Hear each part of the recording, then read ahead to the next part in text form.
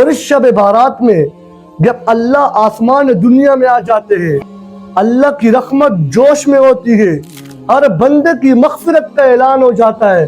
لیکن اس رات میں بھی کچھ ایسے بندے ہیں جن کی مغفرت نہیں ہوتی۔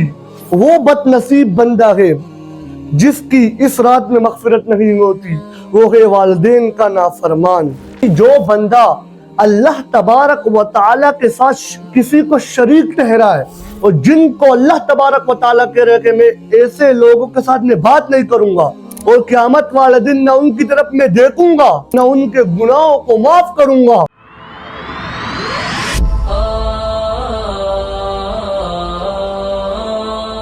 الحمدللہ رب العالمین والصلاة والسلام علی اشرف الانبیاء والمرسلین محمد وعلی آلہ واصحابہ اجمعین، اما بعد فاعوذ باللہ من الشیطان الرجیم، بسم اللہ الرحمن الرحیم، حامیم والکتاب المبین، انا انزلناہ فی لیلۃ مبارکہ، صدق اللہ العظیم۔ میں نے آپ حضرات کے سامنے سورۃ الدخان کی آیت مبارکہ پیش کی، اِنَّا أَنزَلْنَاهُ فِي لَيْلَةٍ مُبَارَكَةٍ، کہ بے شک ہم نے اس کو برکت والی رات میں اتارا۔ اب تفسیر جلالین میں علامہ جلال الدین رحمہ اللہ لکھتے ہیں اس کے ذیل میں، اس برکت والی رات سے ہی لیلۃ القدر، یا لیلۃ القدر کی رات مراد ہے، اور یا لیلۃ النصف من شعبان، یا شعبان کی 15ویں رات مراد ہے، اور شعبان کی 15ویں رات کو شب بارات کہا جاتا ہے۔ شب بارات یہ وہ بابرکت اور مقدس رات ہے جس میں اللہ تبارک و تعالی آسمان دنیا میں آ کر تمام انسانیت کی مغفرت فرماتے ہیں۔ پوری دنیا میں جتنے انسان ہیں ان سب کی مغفرت کا اعلان کرتے ہیں، اس لیے اس کو شب بارات کہا جاتا ہے۔ اور اس شب بارات میں جب اللہ آسمان دنیا میں آ جاتے ہیں، اللہ کی رحمت جوش میں ہوتی ہے، ہر بندے کی مغفرت کا اعلان ہو جاتا ہے۔ لیکن اس رات میں بھی کچھ ایسے بندے ہیں جن کی مغفرت نہیں ہوتی۔ اگر ان میں سے میں اور آپ ہیں تو میں اور آپ اپنا جائزہ لیں، وہ کتنے بندے ہیں جن کی مغفرت کا اعلان نہیں ہوتا۔ 7 قسم کے لوگ ہیں، اللہ تبارک و تعالی اس رات میں ان کی مغفرت بھی نہیں فرماتے۔ ان میں سے پہلا بندہ مشرک، یعنی جو بندہ اللہ تبارک و تعالی کے ساتھ کسی کو شریک ٹھہرائے۔ اللہ تبارک و تعالی نے قرآن مجید میں فرمایا، ان الشرک لظلم عظیم، بے شک شرک بڑا ظلم ہے، یعنی سب سے بڑا ظلم اس سرزمین دنیا پر جس کو اللہ تبارک و تعالی نے فرمایا وہ شرک ہے۔ ایک جگہ اللہ تبارک و تعالی نے قرآن مجید میں فرمایا، ان اللہ لا یغفر ان یشرک بہ ویغفر ما دون ذلک لمن یشاء، اللہ تبارک و تعالی ہر گناہ کو معاف فرما دیتے لیکن مشرک کی مغفرت نہیں ہوتی۔ اور دوسرا وہ بد نصیب بندہ ہے جس کی اس رات میں مغفرت نہیں ہوتی، وہ ہے والدین کا نافرمان۔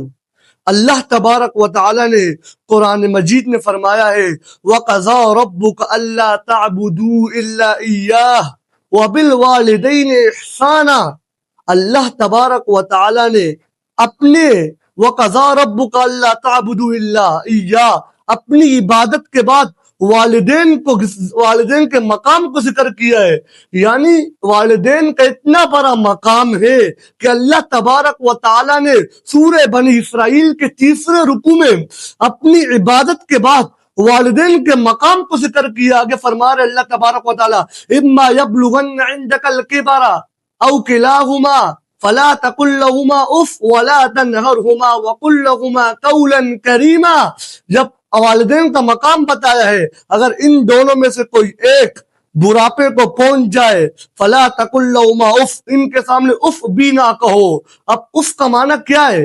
اب اف کا معنی یہ نہیں کہ ان کے سامنے اف نہ کہو، ان کے سامنے ایسی حرکات اور سکنات کرنے سے ہم بچے کہ جن حرکات اور سکنات کے ذریعے والدین کے دلوں کو تکلیف پہنچتی ہے۔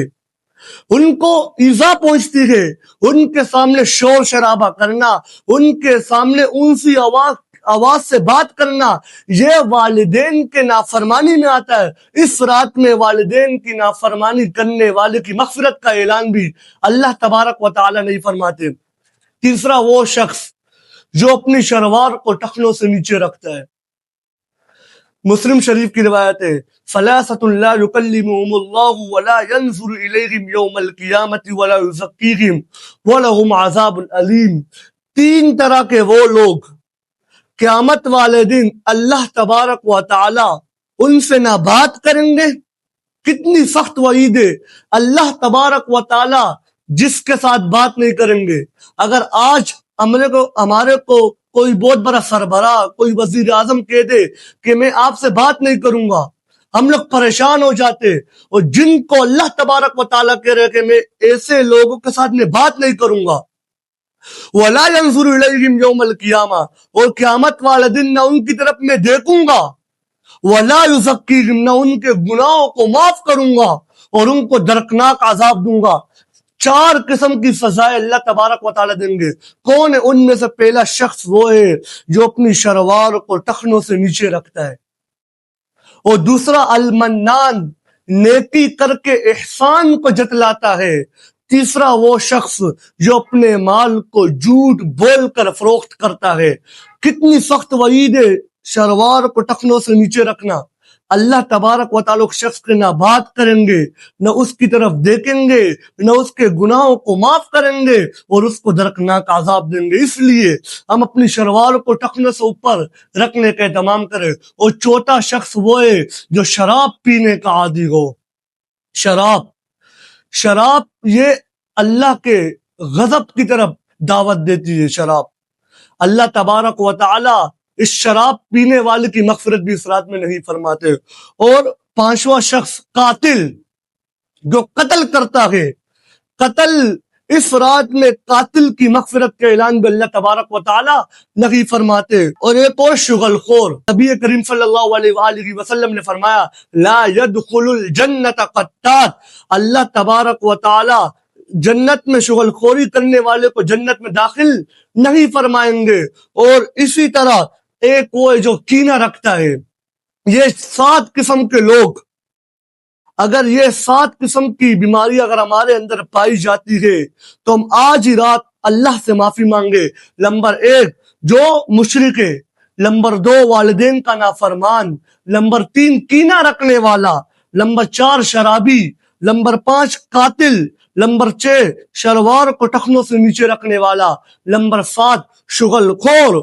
اللہ تبارک و تعالی ہم سب کو ان تمام بیماریوں سے، ان تمام نوست سے بچا کر اللہ تبارک و تعالی اپنی رحمت کی آغوش میں ہم سب کو لے لے۔ اور اسی طرح اس رات میں اکثر لوگ قبرستان کی طرف جاتے ہیں، قبرستان، اور یہ کہتے ہیں کہ حدیث میں آیا کہ اللہ کے نبی کریم صلی اللہ علیہ وآلہ وسلم جنت البقیع میں گئے، قبرستان میں گئے اس رات میں۔ دیکھیے حدیث یہ کہ امی عائشہ صدیقہ رضی اللہ عنہا فرماتی ہے 15ویں رات کو میں نے پیغمبر خدا صلی اللہ علیہ وآلہ وسلم کو اپنی آرامگاہ میں موجود نہیں پایا، اور میں اٹھی، میں اللہ کے رسول صلی اللہ علیہ وسلم کو ڈھونڈنے نکلی تو اللہ کے نبی کریم صلی اللہ علیہ وآلہ وسلم قبرستان یعنی جنت البقیع قبرستان میں تھے۔ اور میں وہاں گئی تو اللہ کے نبی کریم صلی اللہ علیہ وسلم نے فرمایا اس رات میں اللہ تبارک و تعالی آسمان دنیا پر نزول فرماتے ہیں اور بنی کلب کی بکریوں کے بالوں کی تعداد سے زیادہ گناہگاروں کی مغفرت فرماتے ہیں۔ اب لوگ اس حدیث کو پکڑ کر قبرستان کی طرف جاتے اور ہر سال قبرستان میں جاتے۔ پیغمبر خدا صلی اللہ علیہ وآلہ وسلم اپنی پوری زندگی میں ایک بار قبرستان میں گئے، اور رات کو گئے، یک تنہا گئے، اندھیری میں گئے، اور اپنے دل کی تار کو اللہ کے ساتھ جوڑا۔ یہاں پر لوگ قبرستان کی طرف جاتے ہیں، گرو در گرو جاتے، جماعت در جماعت سب جا رہے ہوتے ہیں، اور وہاں پر جا کر چادریں چلاتے گئے، اگربتیاں چلاتے گئے. اس لیے اگر قبرستان جانا بھی گئے، پوری زندگی میں پیغمبر خدا صلی اللہ علیہ وسلم ایک بار گئے اور یک تنہا جائے. اگر آپ کو جانا ہے تو یک تنہا جائے قبرستان میں، باقی گرو در گرو، جماعت در جماعت نہ جائے. قبرستان تو وہ جگہ ہے. حضرت عمر بن خطاب رضی اللہ عنہ کے بارے میں آتا ہے، جب حضرت عمر رضی اللہ عنہ قبرستان جایا کرتے تھے، اتنا روتے تھے ان کی داڑھی مبارک آنسوؤں سے بھر جاتی تھی. حالانکہ حضرت عمر رضی اللہ عنہ کے بارے میں اللہ کے نبی نے فرمایا تھا یہ جنتی کے عشر مبشرہ میں شامل تھے. اس لیے اس رات میں اللہ تبارک و تعالیٰ کی طرف ہم رجوع کرے اور نفلی عبادتیں تنہا کرے. اس راتوں میں لوگ صلاۃ التسبیح کی جماعتیں بناتی ہیں، حالانکہ نفلی عبادتوں کی جماعت نہیں ہوتی ہے.